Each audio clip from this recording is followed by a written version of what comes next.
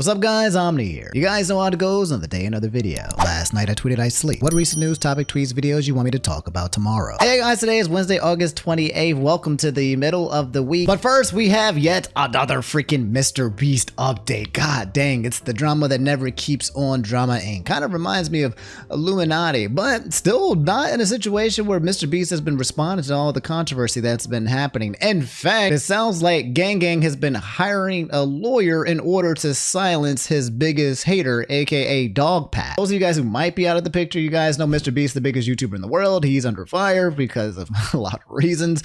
His best friend Ava Chris Tyson got canceled, which then snowballed into people coming out and talking about his bad work policies and how they got taken advantage of. And then happened in MrBeast games. Apparently people getting hurt. Emails are getting leaked. Like everything is just crumbling and bad news is coming out left and right about this guy and the way that he runs his company. And everyone's piggybacking off of it, right? If they had a bad experience with MrBeast, bam, I got a YouTube video saying, hey, MrBeast, yeah, he didn't follow me back on Twitter. And so now I'm making this video talking about how he's a scum.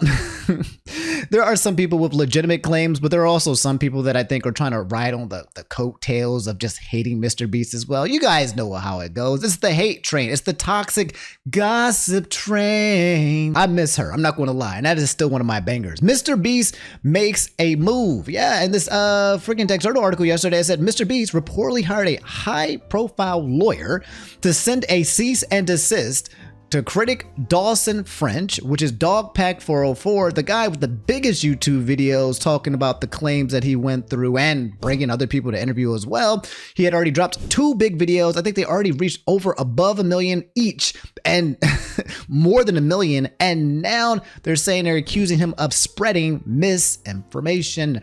The letter threatens legal action and demands damages if French continues via Daily Mail. Something and misinformation. That's maybe the toxic gossip train. Maybe Colleen Ballinger was right all along. Follow up being Dogpack has uploaded 2 videos about MrBeast, what we just talked about, both of which have garnered a combined 25 million views within a month's time. Oh my God, I didn't realize it was that big. God damn. And where's the third one? From what I understand, there's supposed to be another third Dogpack video that was supposed to drop on Monday or Tuesday-ish. But it looks like they hired freaking Harvey Specter and Mike Ross from Pearson Specter Lit. Yes, I've been watching Suits on Netflix. I've actually been binging it for like the past month and a half, and I absolutely love it. Anyway, I came to Dogpack's Twitter page, who has apparently made his entire identity surrounding the fact that it's just all MrBeast, right? He is just quite literally the guy that is trying to destroy MrBeast at this point. This is now his identity. But it's crazy because as I come to his page, it looks like he reposted something from somebody named BJ Investigates. MrBeast, the movie, full documentary for YouTube.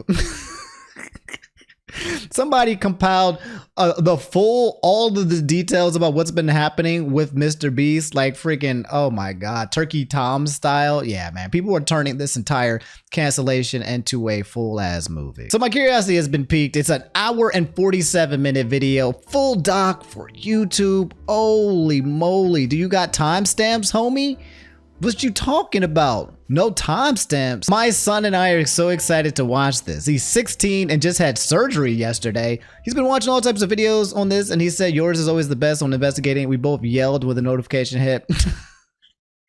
Yo, a mom and their 60-year-old son is about to watch a full documentary about MrBeast and how he is a terrible oh my Lord. Anyway, as the MrBeast update, he's hiring lawyers, which makes sense. Okay, he's a multi-million-dollar corporation and one of the biggest YouTubers in the world. Of course, he's going to hire probably one of the best lawyers that he can afford. We'll see what happens to Dogpack. Is he going to continue dropping these videos even though a multi-million-dollar corporation is trying to sue him and silence him? Or is he waiting for MrBeast to respond and then he's still going to drop this man doesn't seem like he cares about his life. He's just like, screw it.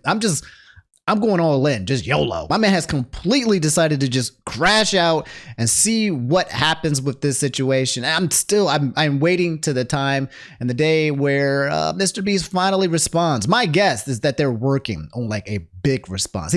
He's working on a 180, okay? This is a situation where he's gonna be like, look, here are all the facts. Here's what happened. Here's what I did do. Here's what I didn't do. Here's what I'm fixing the things that you guys said that was wrong. take it or leave it, and I'm pretty sure MrBeast is walking out of this.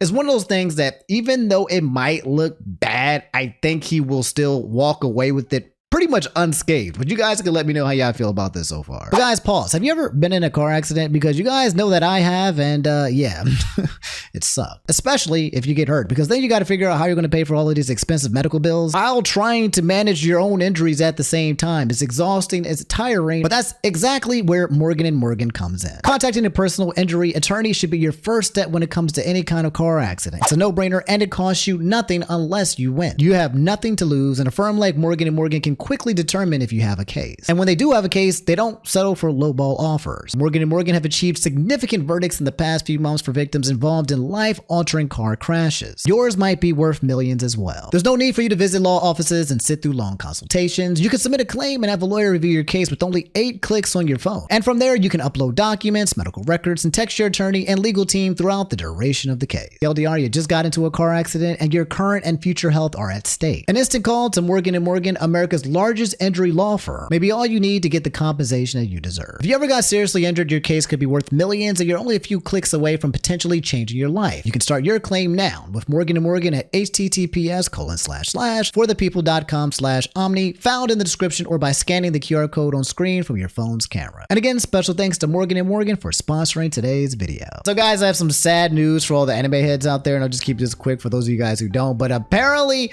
you know, there's websites where you can watch anime that you can't normally watch, and you'd have to buy a subscription to Crunchyroll, but you don't have to. You know, the forbidden websites. Well, apparently over a dozen of them got shut down over the week, and it might have to do with that whole thing that we talked about 2 or 3 weeks ago, where it was this company that was stealing freaking anime and movies from Studio Ghibli from these illegal websites in order to feed into their AI algorithm. I talked about it, and it sounds like a lot of these companies and these websites that were on this website used for stealing information got shut down. Was it a coincidence?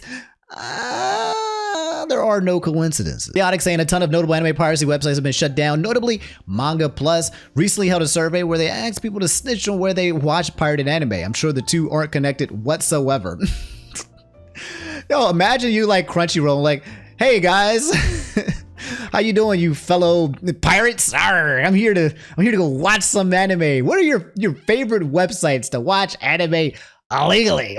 You put out a survey, right? And just to get people to snitch, bro. But yeah, list of anime piracy sites that got shut down: Filmo, Flix, Papa Dust Stream, Anime Surge, VidScreen 2, Flix Today, 2Flix, The Flixner, Move Today, Fbox, Cinezone, Anywave. A lot of people were upset about Anywave, Annex, ZeroXTV, and a lot more, bro. It's getting hard on these streets to arg yarg matey and go out here and sail the 7 seas of the pirates.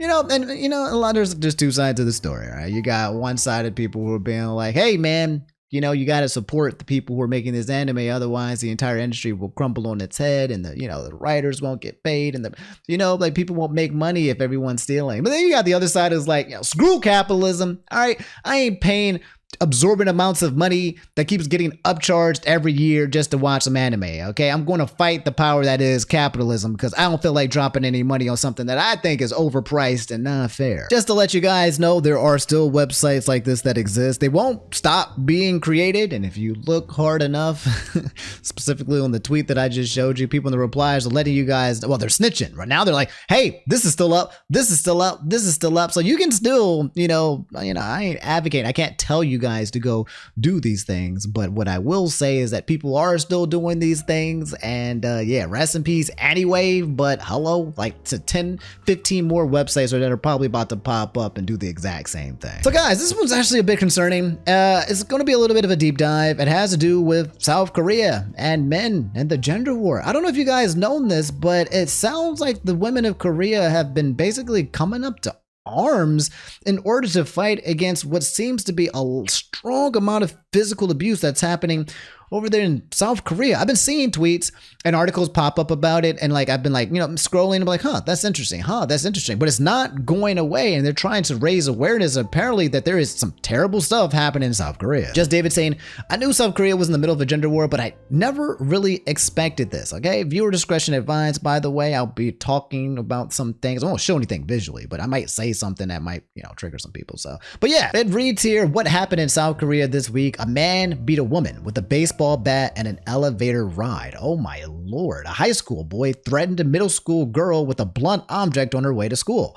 Deepfake Telegram room with 1,200 participants targeting victims from a specific university. I saw something, I wasn't sure if it's true or not, so take this for a grain of salt, that there was like Facebook groups or chats filled with men, like hundreds of thousands of people in these groups who were basically like predators, bad guys, and they had full-blown hundreds of thousands of people in these communities to basically abuse the women out there in South Korea. It's absolutely scary. A 10-year-old boy demanded naked photos from a 6-year-old girl.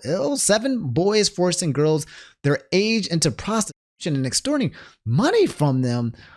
Oh man, what is going on in South Korea? Let me do a deep dive. Let me just make sure. There's a lot of talk about what's happening here. Holy moly. A feminist in South Korea has mapped out schools where deepfake child pee was created by male students using photos of girls on Telegram. And then this is the...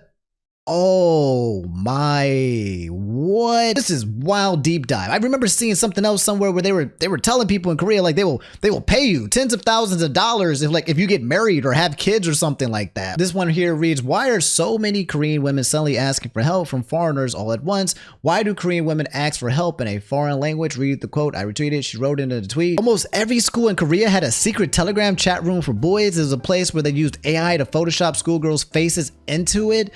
The Telegram rooms have over an estimated 220,000 members. Some rooms required men to secretly take and submit body photos of their female family members in order to join.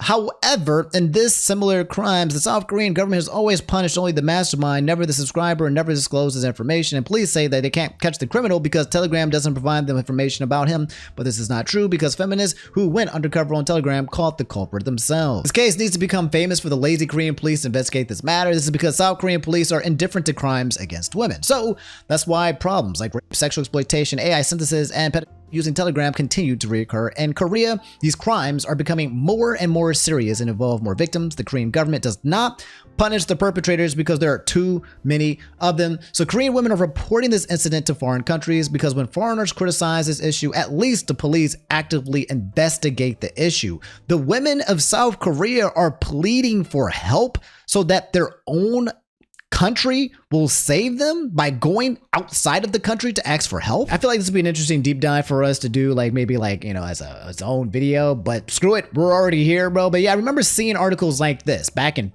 February of this year. Why South Korean women aren't having babies. The women all laugh, quote, it's funny, but it's dark because we know we could be causing our own extinction, says Eugene, a 30-year-old television producer. Neither she nor any of her friends are planning on having children. They are part of a growing community of women choosing the child-free life. South Korea has the lowest birth rate in the world, and it continues to plummet, beating its own staggeringly low record year after year. Figures released on Wednesday's show, it fell by another 8%, oh my god, in 2023 to 0.72. This refers to the number of children a woman is expected to have in her lifetime. For a population to hold steady, that number should be 2.1. So, oh god, that's almost 3 times below what it is to hold steady, essentially. They're saying that women should be producing, the average woman should be producing at least 2.1 children in order for the population to remain steady. If this trend continues, Korea's population is estimated to halve by the year 2100. That means in 75 years, whatever the population of Korea is now, which I guess we could just check right now. As of 2022, the census, it was 51 million people. They're saying by 2100, this will drop by 25 million people. That's how Holy moly. So why are the women in Korea protesting in the first place? Continuing with this article with BBC, it says, quote, "It's hard to find a dateable man in Korea, one who will share the chores and the childcare equally," she tells me. "And women who have babies alone are not judged kindly. In 2022, only 2% of births in South Korea occurred outside of marriage, a perpetual cycle of work." Instead, Yejin has chosen to focus on her career in television, which she argues doesn't allow her enough time to raise a child anyway. Korean work hours are notoriously long. Yejin works a traditional 9 to 6, but says she usually doesn't leave the office until 8 p.m. and there is overtime on top of that. Once she gets home, she only has time to clean the house or exercise before bed. So that sounds kind of like the American workload as well, especially when it comes to corporate, right? They just work your ass to death. She also shares the same fear of every woman that they were spoken to, that if she were to take the time off to have a child, she might not be able to return to work. Quote, "There's an implicit pressure from companies that when we have children, we must leave our jobs." She has watched it happen to her sister and two of her favorite news presenters. Quote, "I know too much." One 28-year woman who worked in HR said she'd seen people who were forced to leave their jobs or who were passed over for promotions after taking maternity leave, which had been enough to convince her to never have a baby. Both men and women are entitled to a year's leave during the first 8 years of their child's life, but in 2022, only 7% of new fathers use some of their leave compared to 70% of new mothers. Researchers says that this proves that they are being presented with a trade-off: have a career or have a family. Increasingly, they are choosing a career. And here's what I was telling you guys about the other day, where South Korea is paying people $40,000 to find a husband or wife to increase the country's birth rate. Imagine getting paid $40,000 just to find a husband or a wife. Good Lord. So what appears to be happening is a combination of many things, right? Number one, you have a lot of new developing countries are also all declining having birth rates, but it seems like South Korea is one of the lowest of the lows in the world, right? You have a workforce where women are, forced to either work and or have kids. So that means that if they're not working and they want to have kids, they have to rely on a man. And it sounds like when it comes to this country specifically, women are not treated very well when it comes to men. And now this more recent news that's running rampant here when it comes to how women are being treated has something to do with this Telegram and AI deepfake of women and people submitting their own family members in here in order to get in here. What the hell is happening in South Korea, especially to the women? Because this seems like a terrible emergency that they need to fix quick, fast, and in a hurry. Like, I'm reading this, I'm wondering, like, is this being dramatized or something, or is it really that bad? I'm not Korean, as you guys know, but look, do me a favor, guys. If you are Korean or you know somebody who's Korean, maybe you guys can confirm or deny or tell me if this is, relevant information or true information as well. And if you guys can point me to some other extra sources of information, I'll share with you guys what's happening here.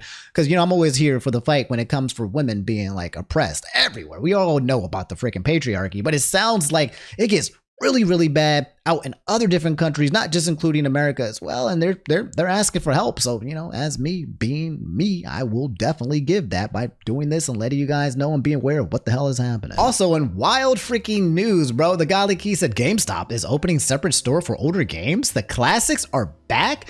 GameStop is back. What do you mean, bro? Okay. What do you mean GameStop is back and they are opening up retro shops? Are they basically coming back to sell video games again? But the video games they're selling are not new games, they're old games? Well, that's what retro means. But very strange that their business strategy is to come back and sell older games. And if they are they selling them at a premium? Are they selling it directly as a distributor through Xbox? Like, what do you mean, GameStop? What's going on here? If you go to their website that they linked here, it says retro gaming. Let's go retro. Visit a GameStop Retro location to shop fan favorite games for history's greatest console. So does that mean that you can't buy these retro games online? Well, it says retro gaming consoles and hardware shop right now. Let's do some shopping. Or at least I would, but now I'm getting an access denied. You don't have permission to access on this. What in the hell, fat? Y'all shit already broken? Oh boy, here we go again. I mean, it's the little things. It's the little things, GameStop, man. I'm literally trying to let people know that you on the come up, and now we back on the come down. I can't get into I'm getting errors, brother. Oh damn, the only thing I could think is that potentially they're still doing more edits to the website. I literally went to the website, it was incomplete and didn't load anything, and now it's just gone. So I guess maybe it'll appear. I don't know. Maybe they're doing maintenance.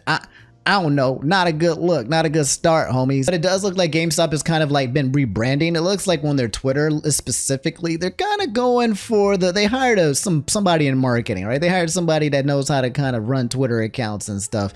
They said here, like literally 5 days ago, nobody will remember the online stores, the digital downloads, the game subscriptions, right?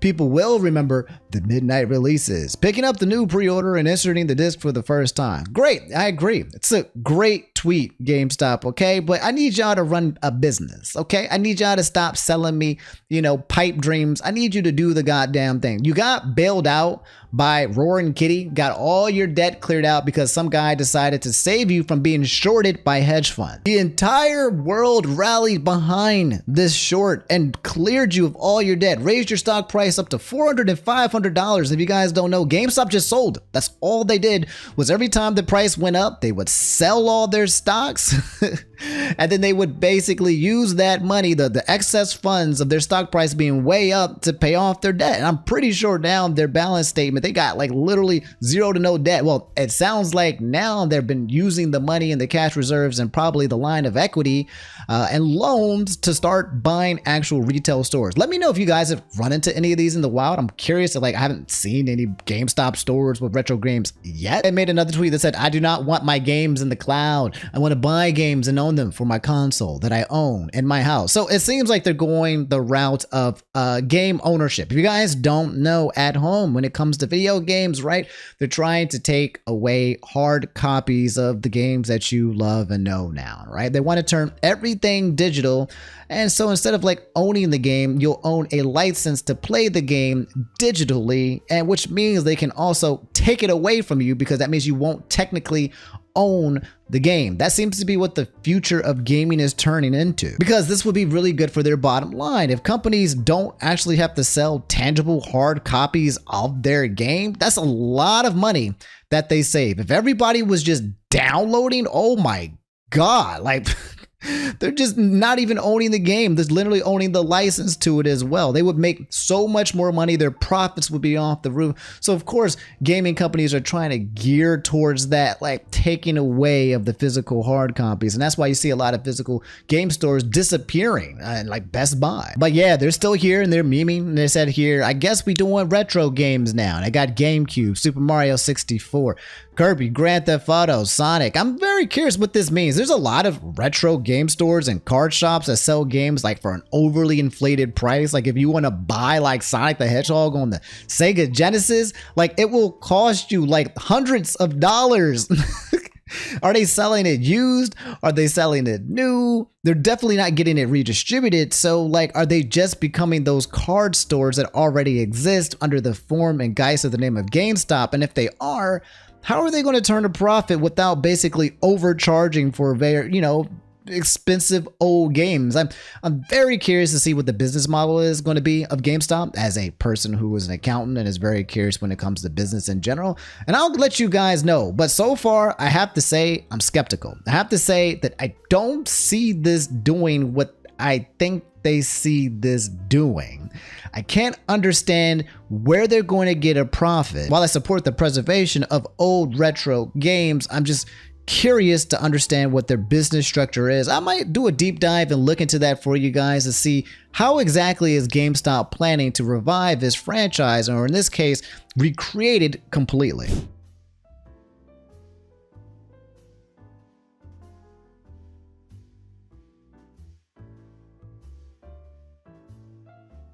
I never see women.